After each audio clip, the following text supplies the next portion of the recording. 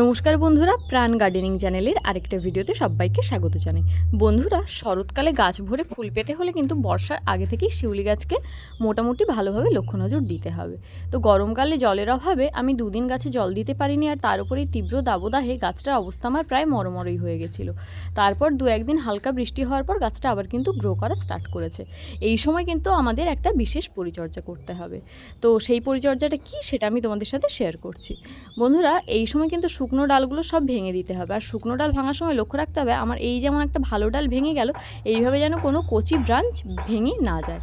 তো সেইভাবে সাবধানে গাছকে ভালো করে পরিষ্কার করে দিতে হবে। গরমের শুকনো ডাল যেগুলো আছে সেগুলো আমরা বাদ দিয়ে দেব, এবং গোড়ার মাটিটাকে ভালো করে খুশে তার গোড়ায় কিন্তু আমরা এই সময় খাবার অ্যাপ্লাই করব।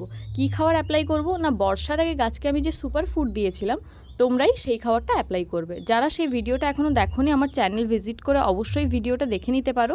ভিডিওটা চ্যানেলে এখনও পর্যন্ত আছে। তো আমরা সেই খাবারটা মোটামুটি কতটা পরিমাণে দেবো না, 10 বা 12 ইঞ্চি টবের জন্য 2 মুঠো দেবো, আর যাদের 20 লিটারের ড্রামে আছে তারা 3 থেকে 4 মুঠো দেবে। আর হ্যাঁ, সাথে কিন্তু পটাশ দিতে ভুলো না, কারণ আমার সুপার ফুডের মধ্যে কিন্তু পটাশ ছিল না। তোমরা কিন্তু 10 বা 12 ইঞ্চি টবের জন্য 5 গ্রাম বা হাফ চামচ পটাশ দিয়ে দেবে।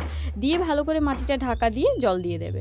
এটা তো গেল মোটামুটি খাওয়ারের বিষয়টা। এই সময় কিন্তু ফাঙ্গিসাইড আর পেস্টিসাইড আমাদের লক্ষ্য রাখতে হবে। বিশেষত বর্ষাকালে ফাঙ্গিসাইডটা আমাদের স্প্রে করতেই হবে। আমরা কিন্তু এই সময় সপ্তাহে একদিন করে সাফ বা ব্লাইটক্স অল্টার করে দেব, এবং তারপরে মোটামুটি যে ব্যাপারটা আসছে সেটা হচ্ছে যে পিঞ্চিংয়ে। বন্ধুরা, এইরকম শক্তপোক্ত যে ডালগুলো আছে, বর্ষাকালে গাছের ভিগোরিয়াস গ্রোথ হবে, তো সেই ব্রাঞ্চগুলো কিন্তু আমরা হালকা হালকা করে পিঞ্চিং করতে থাকবো। যত বেশি পিঞ্চিং করতে থাকবো তত বেশি কিন্তু গাছের ব্রাঞ্চ বেরোবে, এবং তত গাছটা বুশি হবে। আর যত গাছটা বুশি হবে, শরৎকালে কিন্তু ফুলের পরিমাণ আমরা তত বেশি পাবো। তাই এখন গাছটা লম্বা হচ্ছে, সে আশা মোটামুটি না করে একটা নির্দিষ্ট হাইট পর্যন্ত গাছটা লম্বা হওয়ার পর তার ওপরের দিকের ব্রাঞ্চগুলো কিন্তু আমাদের হালকা করে পিঞ্চিং করে দিতে হবে।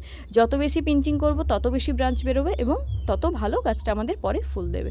তো বন্ধুরা, পেস্টিসাইড আমরা যেমন ইউজ করছিলাম তেমন সপ্তাহে একদিন করেই ইউজ করলে হবে। আর ফাঙ্গিসাইড অ্যাপ্লাই করার পর যদি বৃষ্টি হয়ে যায় তাহলে কিন্তু আবার আমাদের অ্যাপ্লাই করতে হবে। মোটামুটি লক্ষ্য রাখতে হবে ফাঙ্গিসাইড অ্যাপ্লাই করার 6 ঘন্টা পর পর্যন্ত যেন কোনোভাবে বৃষ্টি হয়ে তা ধুয়ে না যায়। তো বন্ধুরা, এই ছিল শিউলি গাছের বর্ষার আগে এবং বর্ষার সময় আমরা কি পরিচর্যা করলে বেশি ফুল পাবো সেই সংক্রান্ত একটি ভিডিও।